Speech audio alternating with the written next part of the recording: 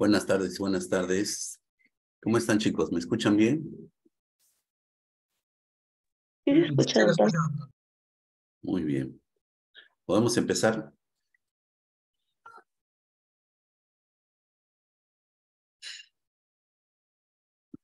Bien, empezamos, ¿cierto? Bien, atentos. Bien, para los que no me conocen, soy médico psiquiatra, jefe del servicio de psiquiatría forense en el Hospital Víctor Larco Herrera. En esta oportunidad voy a discernir el tema de psiquiatría geriátrica, ¿no? Un tema bastante interesante, ¿no? Vamos a ver que el adulto mayor, ¿no?, va a tener una serie de trastornos, ¿no?, que pueden enmascararse, que pueden simular otros trastornos, ¿no? Entonces, este espacio fundamentalmente es para diagnosticar trastornos, ¿no?, psiquiátricos en el adulto mayor, ¿no? Entonces, está interesante. Empezamos, ¿está bien? ¿Se me escucha bien? ¿Me refuerzan si se me escucha bien? Sí, doctor, se escucha bien. Muy bien. Entonces, nos ponemos, pues, primero el contenido, ¿ya? El contenido que vamos a desarrollar. Vamos a desarrollar el tema delirium, trastorno neurocognitivo mayor, trastorno neurocognitivo leve, trastorno neurocognitivo debido a otras afecciones médicas, ¿no? Bien, entonces nos ubicamos en un escenario donde un adulto mayor, ¿no?, puede presentar trastornos de inicio agudo, ¿ya? Estamos haciendo la introducción, ¿no? Cuando es de inicio agudo, lo más probable sea un delirio. Pero si es un trastorno inusitado, de larga data, ¿no? Estamos de repente en un trastorno neurocognitivo, ¿no? Pero este trastorno neurocognitivo a la vez se va a dividir en trastorno neurocognitivo mayor y trastorno neurocognitivo menor. ¿Cómo hacer la diferencia, cierto? ¿No?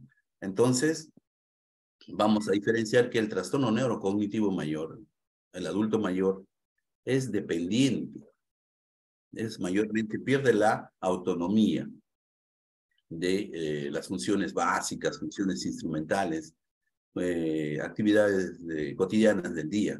Pierde esa autonomía, ¿no? En cambio, el trastorno neurocognitivo menor es una persona que puede tener algunas alteraciones cognitivas, pero es funcional, ¿no? Y es independiente. Entonces, remarcamos que el trastorno neurocognitivo vamos a diferenciar cuando, ¿no?, hay uno que pierde esa dependencia, ¿no? Y el otro es totalmente independiente, ¿no? Realiza sus funciones. Bien, entonces, vamos a ver algunos trastornos. Empezamos, ¿no? ¿Hasta acá alguna pregunta?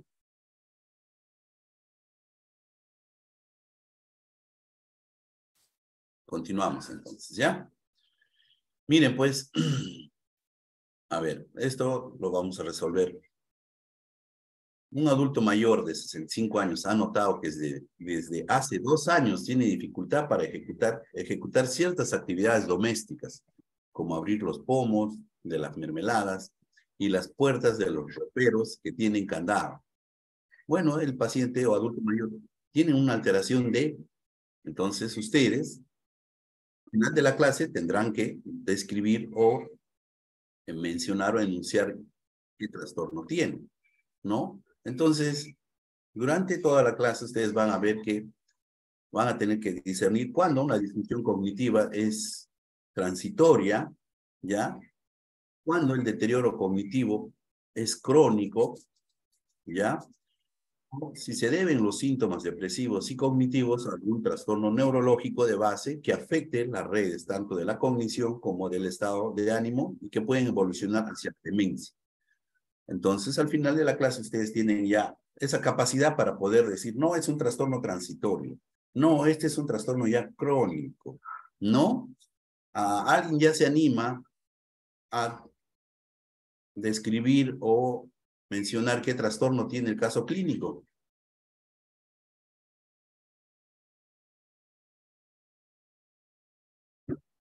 Nadie todavía.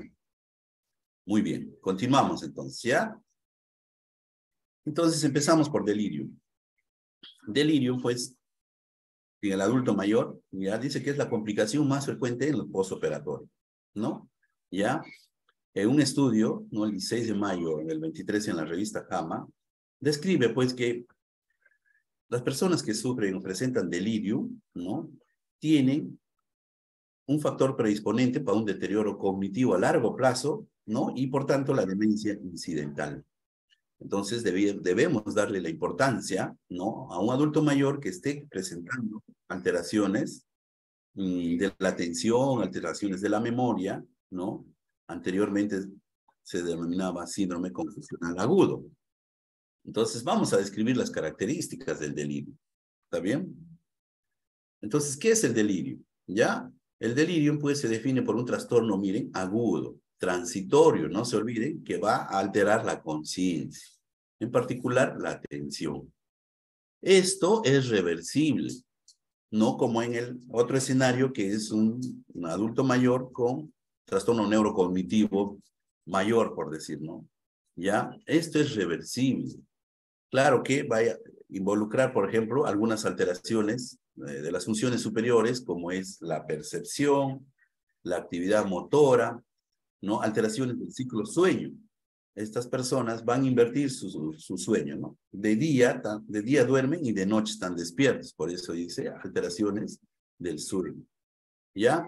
El síntoma distintivo del delirio es un deterioro de la conciencia que puede ser fluctuante. Algunas veces o algunos días están bien y otros días están desorientados. Esto puede traer un deterioro global de las funciones cognitivas, pero les repito que es transitorio. Vamos. ¿Hasta acá alguna duda? En todos lados, doctor. Bien. Vamos a ver la fisiopatología. ¿A qué se debe pues, el delirio? ¿No? Mira, hay hipótesis, ¿no? Obviamente a nivel cerebral debe haber una disminución, ¿no? Del metabolismo de glucosa, así como de oxígeno, ¿no?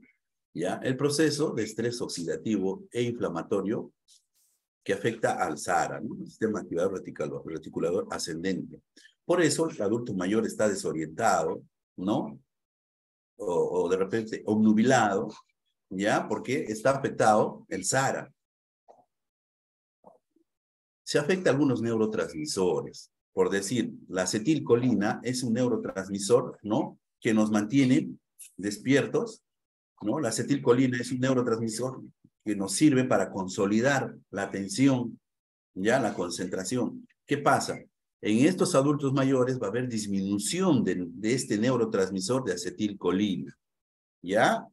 Va a haber incremento de cortisol y citocinas inflamatorias, ¿no? Que van a producir este cuadro. Y por tanto van a desregular el ciclo circadiano, ¿no? Van a invertir el sueño, ¿no? Esa es la fisiopatología. Dentro de la epidemiología, vamos a ver pues que a mayor edad, mayor prevalencia, mayor incidencia, ¿no? Se dice que a partir de los 85 años, ¿no? Un 13% de la población podría o sufre delirio, ¿no? Y así sucesivamente, ¿no? A mayor edad, mayor predisposición a sufrir delirio. Y las personas que ingresan a unidad de cuidados intensivos, ¿no? Con mayor razón, pueden llegar hasta 87% a presentar delirio, ¿no? Entonces, los adultos mayores son más vulnerables, ¿no? De presentar este síndrome confusional agudo, anteriormente llamado así. Bien. Vemos acá, ¿no? Tanto la incidencia y la prevalencia. Entonces, la incidencia, casos nuevos, es más frecuente en pacientes posoperados, como les dije en las primeras diapositivas, ¿no? Adultos mayores posoperados, ¿no? Por decir, se opera, pues, de cirugía ortopédica, ¿no? Que pueden llegar a 50%, ¿ven? Incidencia. Ya pacientes hospitalizados, ¿no? Enfermedades médicas quirúrgicas, 55%. Y adultos mayores institucionalizados. Ancianos institucionalizados significa que son adultos mayores que viven en esas casas de reposos o en mi hospital, por decir, en el Hospital Arco Herrera, que tienen años y años, ¿no? Tienen una alta incidencia de 33%. ¿Ya? Bien. Ahora, hay factores, pues, que van a llevar al delirio, ¿no? Dentro de esto tenemos hay enfermedades del sistema nervioso central, por decir, un accidente cerebrovascular, ¿no? Traumatismos, episodios de epilepsia, ¿no? Estos te pueden condicionar, pues, a un delirio, ¿no? Enfermedades sistémicas, son trastornos hidroelectrolíticos, trastornos metabólicos, ¿no? Como es diabetes, o intoxicación o la abstinencia de fármacos, ¿no? Por decir, los bebedores crónicos, ¿no? En su síndrome de abstinencia podrían desarrollar delirium, pero tiene el nombre y apellido, ¿no? Con nombre y apellido sería delirium, ¿qué más? Si es debido al alcohol. ¿Qué más sería, doctores? Tremens, delirium tremens. Correcto, muchas gracias. Entonces, delirium tremens cuando es debido a abstinencia por alcohol, ¿no? ¿No? Y también intoxicación por sustancias psicoactivas o intoxicación por alcohol también puede llevar a un delirio. Entonces, la etiología es diversa, multifactorial. Sobre todo, pues, en los adultos mayores, ¿no? La polifarmacia, ¿no, doctores? Los adultos mayores están tomando para su presión, para su diabetes, para su colesterol, ¿no? Antineoplásicos, tal vez. Todas estas medicinas, la polifarmacia predispone con mayor razón a los adultos mayores a desarrollar, pues, delirio, ¿ya? Bien, el DSM-5, pues, establece 5 criterios, ¿no? ¿Ya? Uno, que tiene que haber alteración de la conciencia, ¿no? Va a estar, pues, desorientado el adulto mayor, alteración de la atención, inatento, de repente, un término psiquiátrico es, pues,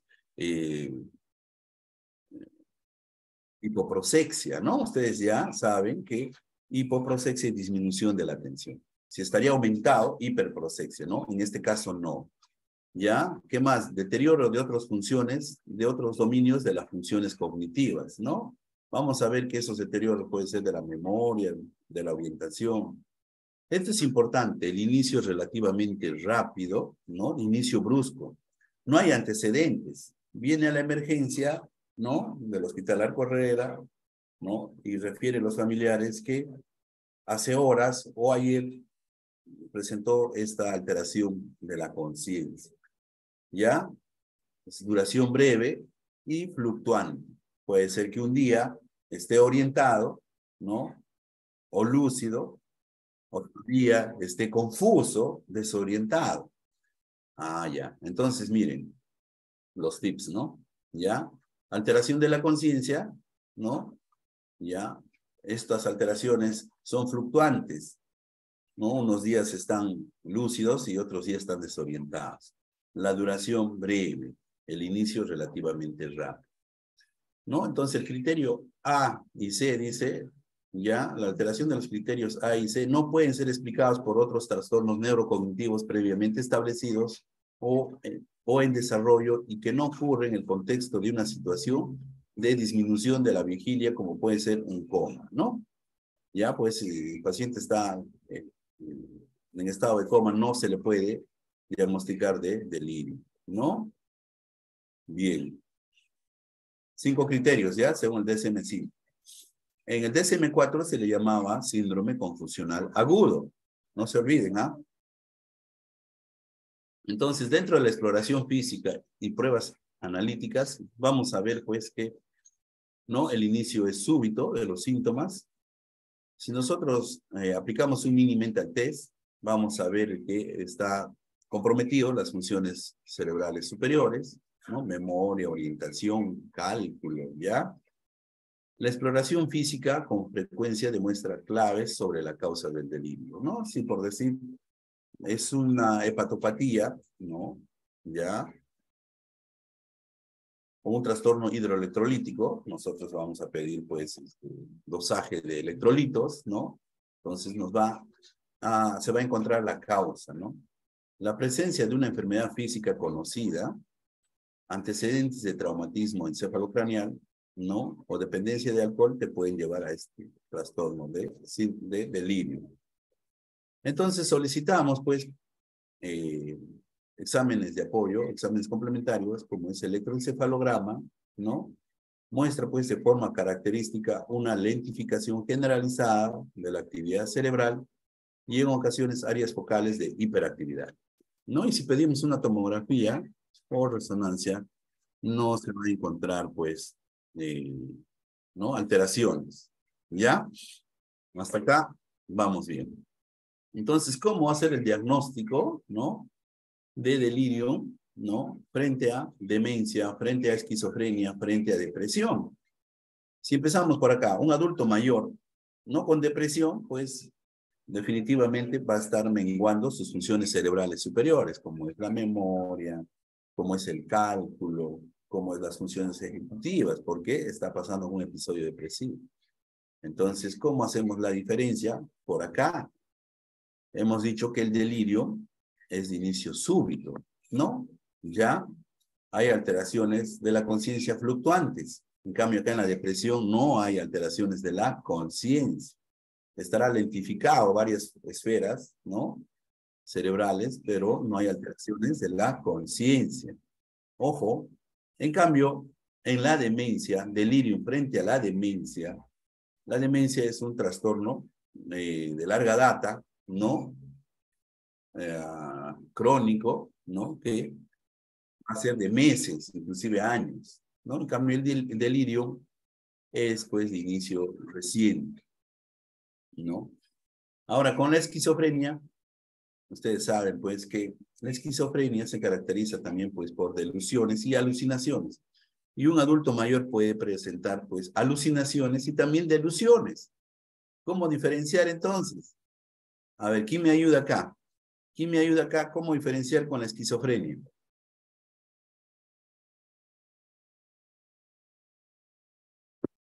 ¿Cuándo se inicia la esquizofrenia? ¿A qué edad, doctores? Más de 50 años. La esquizofrenia, doctora, se inicia, pues, en la adolescencia, adulto joven.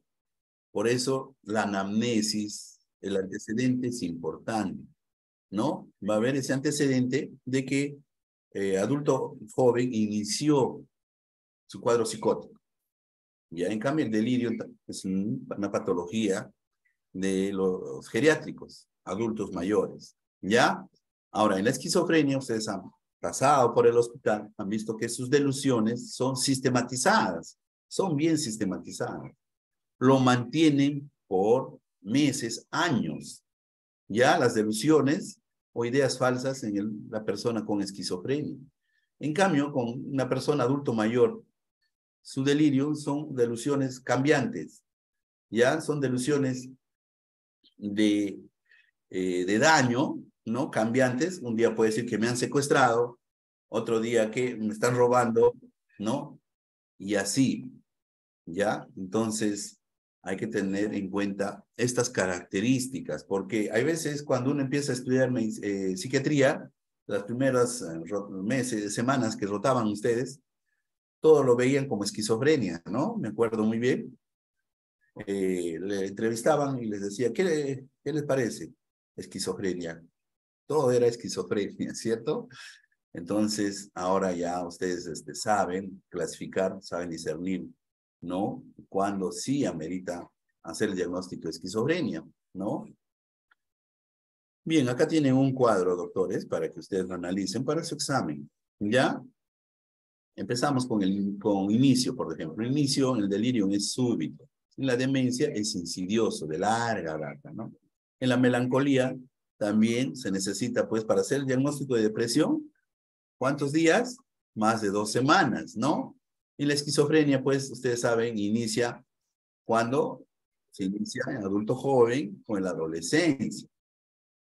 El segundo curso, el delirium es fluctuante, ¿no? En la demencia es progresivo, crónico. La melancolía, ¿no? Hay una variación diurna y la esquizofrenia es crónica, una psicosis crónica. Ustedes van a terminar este cuadro ya para su examen que va a entrar. Entonces, ¿cómo prevenir? Por decir, un adulto mayor va al hospital, se opera de la cadera o entra a operarse por un problema digestivo, adulto mayor. Entonces, ¿cómo prevenir? No, el soporte familiar es básico. Siempre les he dicho, hay soporte familiar, entonces es un factor protector. Si no hay soporte familiar, es un factor no que va a vulnerar al ser humano. Entonces, siempre permitir que pues los familiares, un familiar esté al lado del paciente, ¿no? Este paciente no debe ser sometido a privación sensorial ni tampoco a una estimulación excesiva del entorno, ¿ya? Es importante pues que siempre esté a su lado un amigo o un familiar, ¿ya? Puede contribuir positivamente, ¿ya? Que esta persona en su habitación, ¿no? Cuando esté hospitalizado, pre y post operado, ¿no? Mantenga pues fotografías, ¿no? El reloj, un calendario para que se oriente, ¿no? Básico, ¿ya? Para prevenir este síndrome confusional agudo. Ahora sí, ¿no? Si este paciente está en un síndrome confusional agudo, ya le han aplicado su test que después vamos a ver, y es un delirio, ¿no? Hay que tratar. ¿Por qué? Si sigue confuso, sigue así psicótico, ¿no? Esa persona es más propenso a desarrollar, ¿no? Demencia, ¿no? O trastorno neurocognitivo, como hemos visto, hay estudios que lo demuestran. Entonces, el tratamiento definitivo es identificar la causa subyacente, ¿ya? Y eso es suficiente. Por decir, en la plataforma ustedes han visto o van a ver que hay un caso clínico de un adulto mayor, ¿ya? Que está con deterioro de las funciones cerebrales superiores y que asociado a esto está con depresión y también asociado a esto tiene enfisema pulmonar. Y para su enfisema pulmonar toma corticoides, lo van a revisar. Y esos corticoides, como prednisona, ¿no? Como se sentía bien, ingiere sin medida, ¿no? Entonces, ese medicamento asociado a otros le va a condicionar a un delirio. Entonces, ¿qué hacemos? ¿No? Retirar o bajar esa dosis gradualmente de lo que está ingiriendo de ese medicamento asociado a un psicofármaco. Los psicofármacos que se deben utilizar son los neurolépticos o antipsicóticos y benzodiazepinas de repente los primeros días de acción corta para ayudar a conciliar el sueño, no de acción larga. ¿Ya? Entonces, algunos antipsicóticos tienen ese efecto sedante, por decir, la risperidona, ¿no? En gotas, tiene ese efecto sedante. Entonces, si con la risperidona en gotas se logra conciliar el sueño, también se va a lograr organizar sus ideas, sus pensamientos, ¿no? Entonces, la risperidona en gotas viene, pues, presentaciones de 1 miligramo, 1 ml, ¿ya? O sea, en 1 ml hay 1 miligramo. Entonces, que le demos, pues, 0.5, 10 gotitas en la noche es suficiente para organizar esas ideas, ¿no? Erradicar las alucinaciones, delusiones, ¿ya? Pero si no encontramos este antipsicótico atípico, podemos recurrir, que sí hay en todos los centros y las postas donde van a hacer su serum, el haloperidol en gotas. El haloperidol en gotas, pues, viene de 2 miligramos, 1 ml. En 1 ml hay 2 miligramos. En cambio, en la risperidona, en 1 miligramo hay 1 ml. Entonces, acá, el efecto colateral es que si utilizamos mucha medicación, podríamos producir síntomas extrapiramidales. El haloperidol hace que la persona se vuelva más rígido, ¿no? Hay una rigidez en las articulaciones, entonces hay que utilizar una dosis prudente, 5 gotas, ¿ya? En adultos mayores, ¿no? Eso estaría controlándolo por un promedio de 7 a 10 días, ¿ya? Y luego lo retiramos. ¿Hasta acá alguna pregunta, doctores?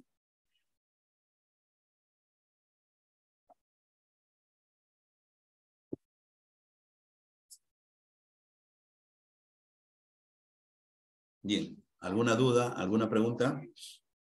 Doctor, disculpe, dijo que la risperidona era la que daba los síntomas extrapiramidales. La risperidona es un antipsicótico atípico. Entonces, no es característico que produzcan los síntomas extrapiramidales. En cambio, los antipsicóticos típicos o antiguos o primeros sí tienen ese efecto colateral de producir síntomas extrapiramidales cuando se usa dosis altas. ¿Ya? Ya. Bien. Ahora, ¿qué son los síntomas extrapiramidales? Pues los antipsicóticos lo que hacen es van a comprometer los ganglios basales, ¿no? Los ganglios basales, que tienen que ver mucho con el movimiento fino, ¿no? Se van a impregnar ahí en estos ganglios basales, por tanto va a impedir el movimiento fino. Entonces las personas empiezan a tener esos temblores, ¿no? Ya pueden presentar asinesia, aquinesia, producto de la sobremedicación. Muy bien. Entonces, no se olviden, delirium es una urgencia médica, ya muchas veces no es valorado adecuadamente, ¿no? Y sí, pues aumenta el riesgo de mortalidad, sobre todo la morbilidad, ¿no? Producto podría traer, ¿no? Consecuencia a largo plazo, deterioro cognitivo. Es importante tratar, ¿no? Entonces, tenemos acá una escala, ¿no? Las 4AT. Esto fácilmente aplicando en una persona adulta mayor, ¿no? Si tiene, pues, de 4 más ítems, es posible un delirio, ¿no? Entonces se aplica, pues, el estado de alerta, la atención, si es un cambio agudo, ¿no? Y si está orientado en persona, en tiempo, ¿no? En fecha, ¿no? Y si es 4, si en la persona, pues, está cursando con delirio. Bien. Pasamos al otro tema, que es el trastorno neurocognitivo mayor. ¿Ya? Muchos anteriormente le decían es una locura. No, si no es un trastorno crónico, ¿no? Deteriorante, ¿no? Que en etapas intermedias y finales trae psicosis. Trae psicosis, por eso, ¿no? Locura. ¿Ya? Entonces, deterioro, pérdida progresiva de las funciones intelectuales, cognitivas, de la memoria, de la orientación, atención, lenguaje, ¿no? Alteraciones de la conducta y emociones, ¿no? Deterioro en el funcionamiento laboral, personal, familiar, social, ¿ya? Esto gradualmente se va perdiendo, ¿no? Bien. Entonces, pues, el más frecuente del trastorno neurocognitivo, anteriormente llamado demencia, pues, hasta un 60 o 70% es el Alzheimer, ¿no? Hay varias explicaciones, ¿no? Hipótesis, ¿no? Pero lo cierto es que hay una proteína beta-amiloide que se acumula, ¿no? Esta proteína beta-amiloide, pues, va a producir inflamación, ¿no? Va a producir interleuquinas 1, ¿no? Esta interleuquina 1 va a producir estrés oxidativo, ¿no? Va a traer problemas en la membrana celular, ¿no? Llevando a apoptosis o muerte celular, ¿no? Del parénquima cerebral. Ustedes van a ver después en las tomografías que hay una atrofia del parénquima cerebral, ¿no? Entonces, este beta-amiloide, ¿no? Se acumula en el parénquima cerebral intercelular, ¿no? Ocasionando, pues, reacción inflamatoria, ¿no? Entonces, mayormente la demencia, pues, tiene un factor hereditario hasta un 40%, es autosómico, ¿no? De transmisión autosómico dominante, ¿ya? Y también tiene que ver factores del entorno, ¿no? Exterior. Bien, entonces acá vemos, pues, que el factor genético, por decir, ¿no? Va a haber alteraciones en la preselina 1, preselina 2, ¿no? Y esto va a producir mayor proteínas, proteína, la beta-amiloide, ¿no? El factor externo también influye, ¿no? Ya, el factor interno tiene que ver mucho lo que es la alimentación, ¿no? El estudio de la persona intelectualmente, cómo avanza. Entonces va a haber un incremento de monómeros de la proteína de la proteína, y esto va a haber incremento a oligómeros, y esta proteína se acumula, pues, en el parénquima, ocasionando, pues, inflamación, ¿no? Y luego muerte celular, ¿no? Dentro de la epidemiología vamos a ver pues que en el Perú hay una proporción alta, ¿no? De desarrollar pues demencia, ¿no? Va a un 7.1%, ¿no? Es más prevalente en los adultos mayores, ¿no? Es más prevalente en mujeres, ¿no? 9% y 6% en varones. ¿Por qué es más prevalente en mujeres, doctores?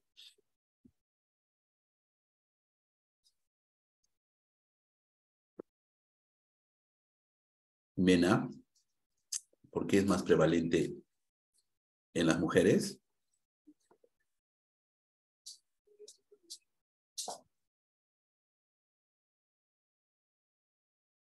Gilberto, Hola, doctor, buenas tardes. Gilberto, ¿por qué es más prevalente en las mujeres el Alzheimer o la demencia?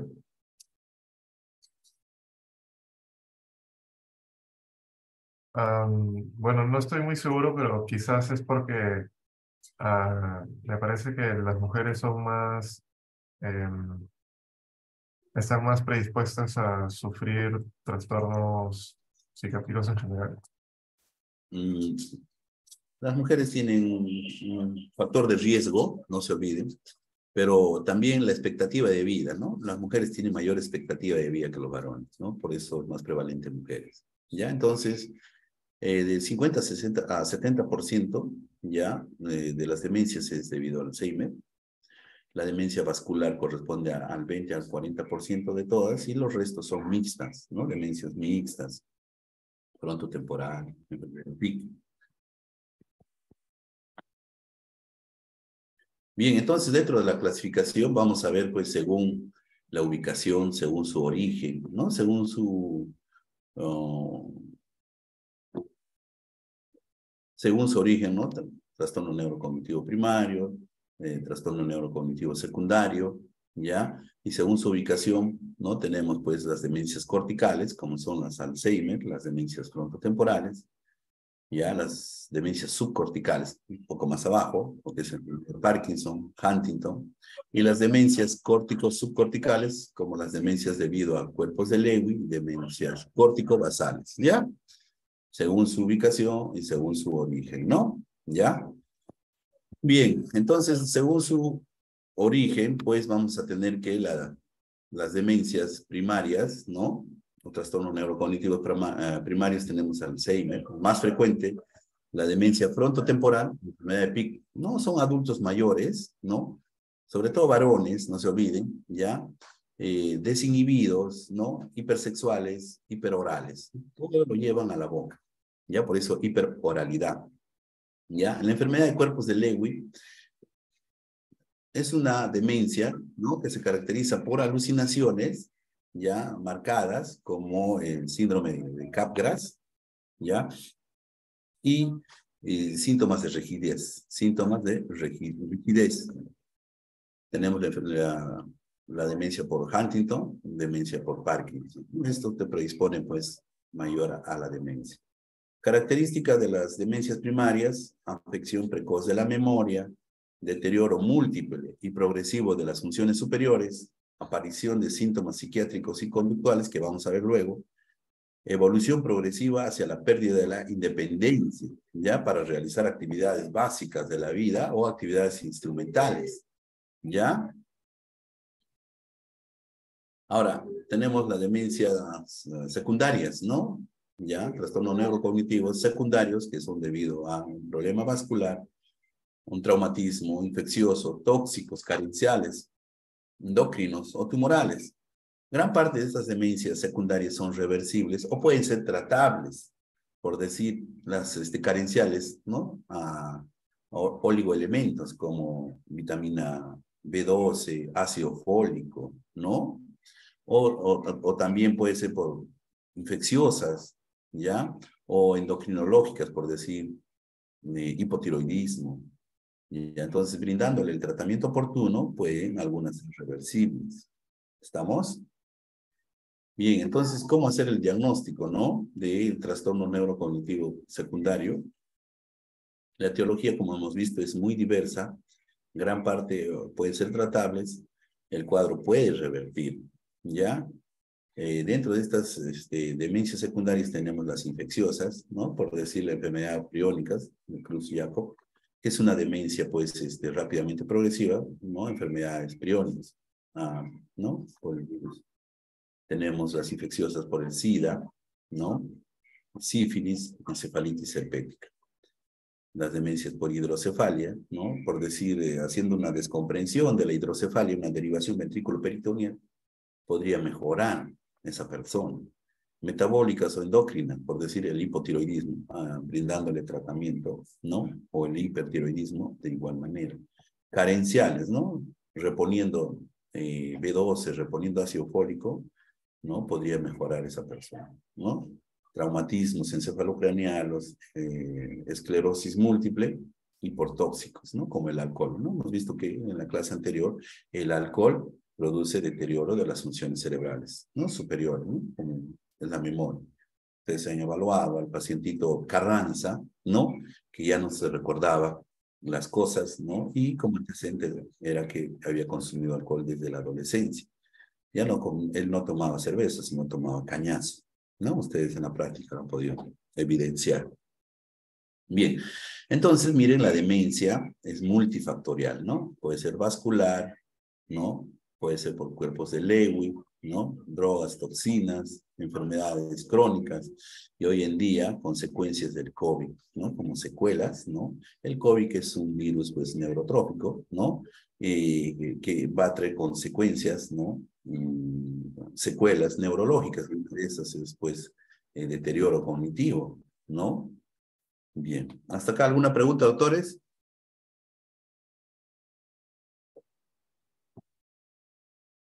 ¿Alguna duda?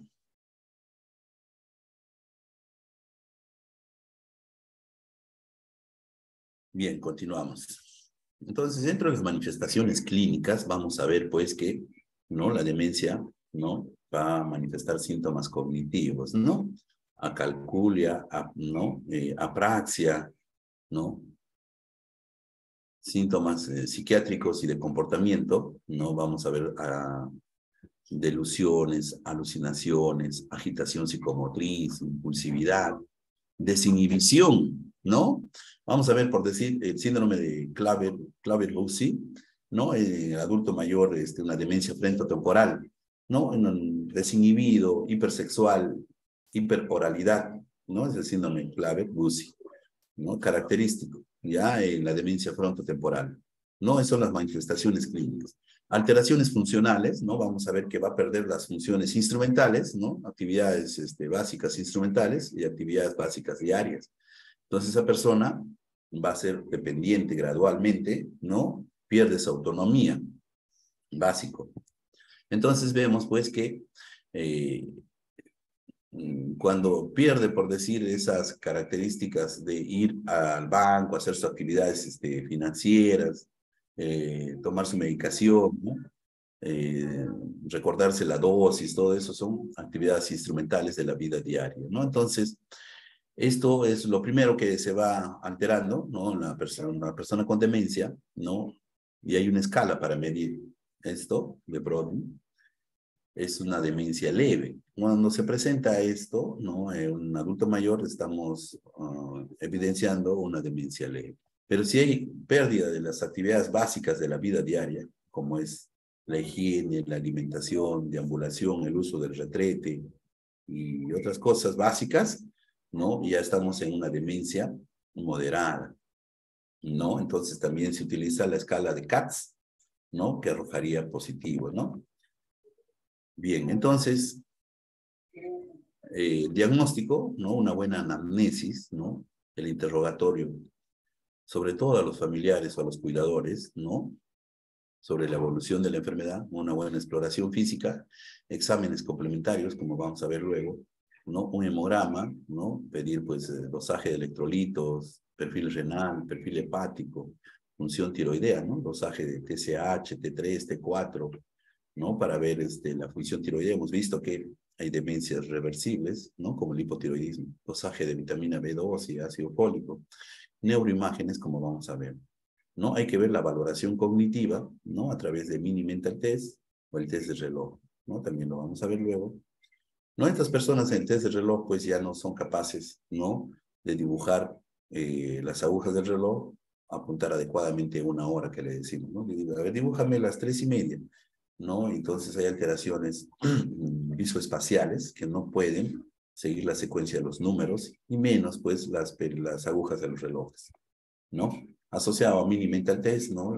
Se hace el diagnóstico, ¿no? Y también pedimos una escala de valoración funcional, ¿no? Aplicamos, por decir, la escala de Lanton y Brody, ¿no? Que puede arrojar que hay una alteración en las actividades instrumentales, ¿no? O sea, que no se vale para ir al banco, o sea, ya no es suficiente esa persona para hacer actividades financieras, para que tome sus medicinas, ¿no? O la escala de Katz y Bartel, que esa persona ya tiene, digamos, va perdido su autonomía, ¿no? Necesita apoyo para que le lleven al baño, ¿no? Le hagan comer, ¿no? Se hace, prácticamente se evidencia con estas escalas, ¿no?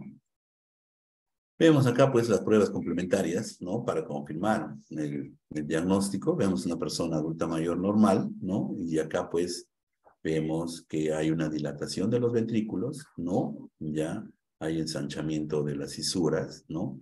Y vemos una atrofia, ¿no? Una hipatrofia del parénquima cerebral, ¿no? Porque hay apoptosis, muerte celular, por eso hay una atrofia, ¿no? De una disminución del parénquima cerebral. ¿Ya? ¿Por qué? Por la apoptosis o muerte celular, ¿no?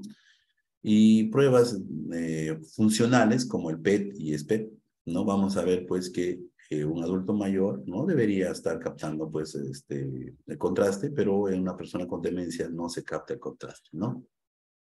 Bien, entonces, el cuadro clínico de estas personas, ¿no? Es dificultad para aprender y retener nueva información, dificultad para realizar tareas complejas, deterioro en la capacidad de razonar, desorientación temporoespacial, deterioro del lenguaje, vamos a ver que presentan afasias, alteraciones del comportamiento, como es agitación psicomotriz, desinhibición, ¿no? Otras alteraciones como la impulsividad, la agresividad. Bien, pues, y a través del tiempo, ¿no? Vamos a ver que se va deteriorando cada vez más un trastorno neurocognitivo, ¿no? En la primera fase, 2 a 4 años aproximadamente, se altera la amnesia anterógrada, cambios en la personalidad y el estado del ánimo, ¿no? Son irritables, poco tolerantes. De 3 a 5 años aproximadamente hay un síndrome apraxo-agnósico, ¿no? Apraxia, mire, agnósico, ¿no? Una persona que anteriormente podía ejecutar movimientos finos, adecuados, como abotonarse, amarrarse los zapatos, en esta oportunidad se va a ver que no puede realizar, ¿no? Hay alteraciones en la amnesia ya retrógrado, anteriormente era anterógrado, deterioro de la capacidad del juicio, ¿no? Y incapaz de vivir sin supervisión.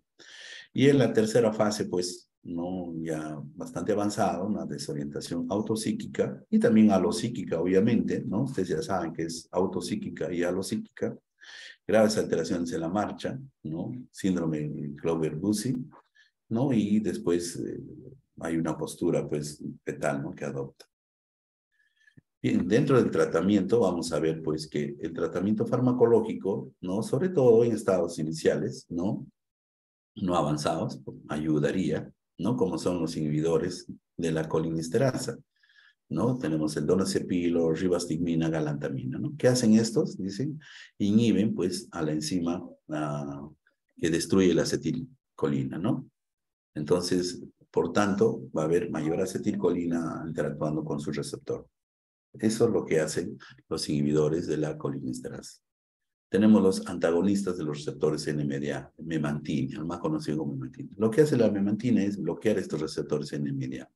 Estos receptores NMDA interactúan con el glutamato, es un neurotransmisor, ¿no? Que se produce excitador, pero en la demencia es tóxico porque se está produciendo en grandes cantidades. Entonces lo que se hace es bloquear este receptor para que no interactúe el glutamato, ¿ya? Y obviamente controlar las enfermedades médicas, ¿no? La hipertensión, la diabetes, las dislipidemias, se debe controlar, ¿ya? El tratamiento psicosocial básico, medidas preventivas, ¿no? Psicoterapia de apoyo, intervención psicodinámica, ¿no? Estas personas deben recibir rehabilitación cognitiva, ¿ya? Hay nuevos tratamientos, que es la terapia molecular, medicamentos que van a modificar la enfermedad, inclusive van a revertir en cierta manera, ¿no? El avance de esta enfermedad, ¿no? Terapia molecular, ¿no? Entonces tenemos a la aducanumab, que se está comercializando en Europa, ¿no? Esto lo que hace es eliminar la proteína precursora del amiloide, ¿no? ¿Ya? Y de esa manera, pues, mejorar la interacción de la neurotransmisión de la sinapsis, ¿no? Eso es lo que hace la aducanumab, ¿no? Evitar la producción de beta-amiloide, ¿ya? Antes de pasar a trastorno neurocognitivo leve, ¿alguna duda, alguna pregunta, doctores?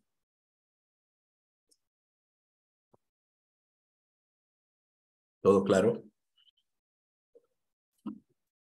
Bien, continuamos entonces, ¿ya? Entonces, el trastorno neurocognitivo mayor, no se olviden, según el DSM-5, tiene que haber alguna alteración de las funciones superiores demostrables, ¿no? ¿Ya? Tiene que haber esa pérdida, puede ser de la memoria, de la praxia, de las funciones ejecutivas. Se tiene que demostrar una de las funciones superiores. En cambio, en el trastorno neurocognitivo leve no se evidencia de ese deterioro de algunas funciones cerebrales. Hay despistes, ¿no? Pero que son funcionales, ¿no? De repente son, digamos, que ni él se da cuenta que ha habido unos despistes, digamos, despistes que ni él mismo se percata, si no son terceras personas, ¿no? Entonces, son bastante funcionales, no pierden la funcionalidad como el cuadro anterior, ¿no? Entonces, es un trastorno adquirido que afecta, pues, entre el 2 y el 10% de los adultos, ¿no? A los 65 años. Y va incrementándose a medida que uno va envejeciendo.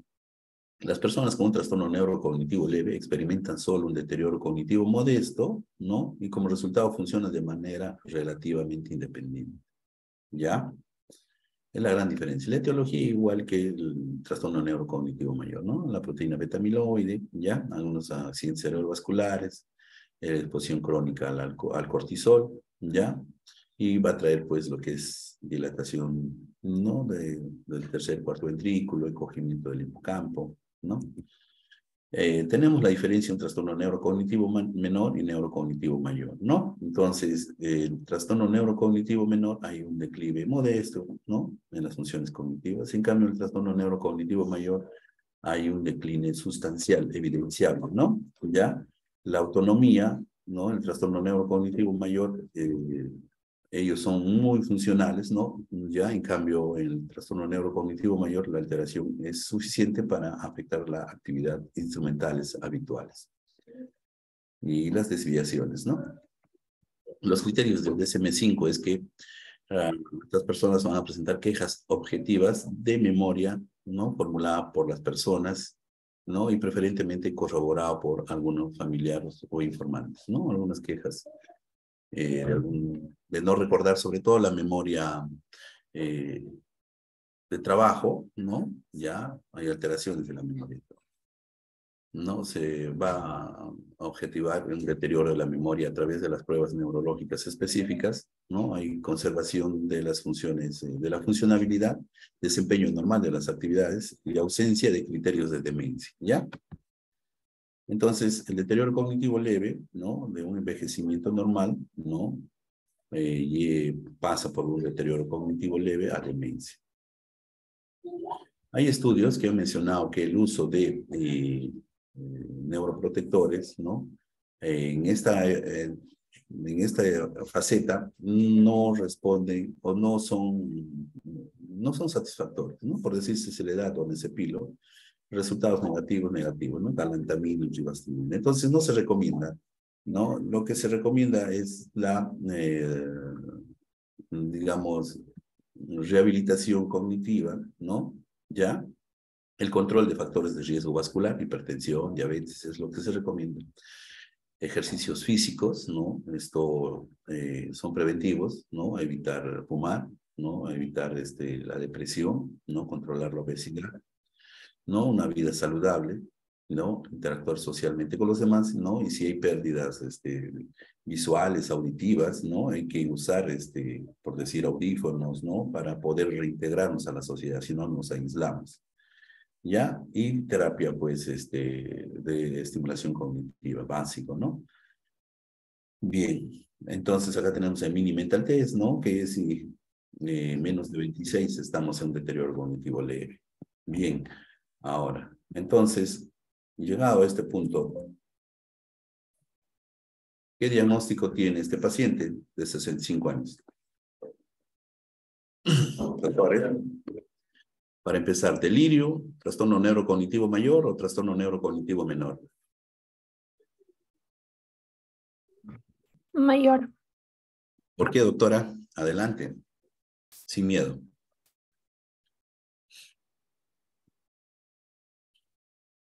Porque tiene la incapacidad de realizar tareas básicas de la casa. Muy bien, ¿no? Vemos que presenta apraxia, ¿no?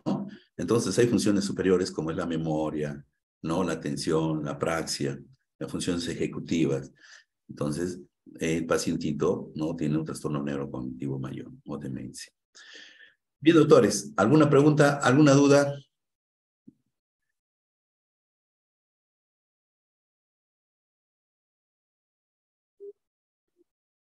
Chicos de mi grupo, de mis 3 grupos, ¿alguna duda, alguna pregunta? Doctor, una pregunta. En el Sí. caso del delirium, ¿cuál es más eficaz para el tratamiento? ¿Las medidas no farmacológicas o farmacológicas? ¿O las no farmacológicas serían mejor para prevenir? Definitivamente, doctores, siempre la prevención es mucho mejor que el tratamiento, ¿no? Hay que salir con un enfoque preventivo. Si es un adulto mayor, ¿no? Está operado, ¿no? Posoperado, ¿no? Las medidas preventivas básicas, ¿no? Muy bien. ¿Alguna otra pregunta? Doctor, en caso del uso de las benzodiazepinas en un paciente postoperado con delirio, ¿en cuánto es el tiempo máximo que se pueden dar? Porque creo que dijo que era solo, o sea, era de corto tiempo, ¿cierto? Así es, claro, ¿no? Miren, asociado al psicofármaco, a los antipsicóticos, las benzodiazepinas, unos 2, 3 días, y ya se queda con el antipsicótico, ¿no? Unos 7 a 10 días, y luego se retira. No podemos cronificar el uso de las benzodiazepinas en adultos mayores, trae mayor confusión y agitación. Entonces, 2, 3 días, máximo 5 días, ¿no? Pero después ya no se le debe dar. ¿Ya, doctores?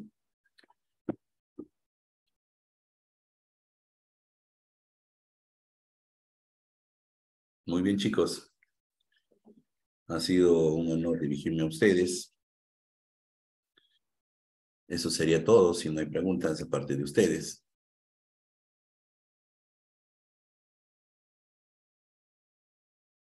Doctor, antes de terminar, yo también tengo una pregunta. Dentro de las escalas que se utilizan para evaluar la independencia y capacidad de la persona para realizar actividades básicas, ¿cuál se usa más, la de Katz y la de Barter o la Ya. otra que era la de Lawton y Brody?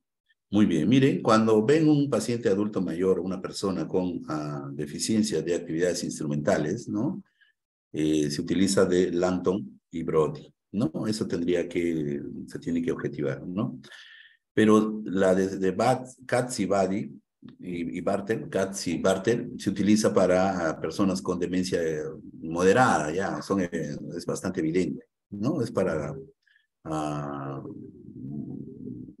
digamos, hacer un diagnóstico ya definitivo, ¿no? Con esas escalas. Pero no se olviden, está bien la pregunta, ¿ya? La escala de Katz y Brody es para demencias moderadas y las demencias leves es la de Lawton y Brody, ¿ya? Muy bien, doctores. Hay otras escalas también de Pfeiffer, pero hay que utilizar las escalas que uno tiene más práctica, ¿y doctores? Hay muchas escalas. Muy bien. Ven, Chester, ven. ¿Algo más, doctores? Me despido de ustedes con mi mascotita, el Chester. Será hasta otra oportunidad. ¿Está bien? Un gusto, Gracias, pues, doctores. Un gusto. Muchas gracias, doctor. Igualmente, doctor. Gracias, doctora. Hasta Gracias, luego. doctora. Hasta luego. Hasta luego. Hasta luego. Cuídate, gracias.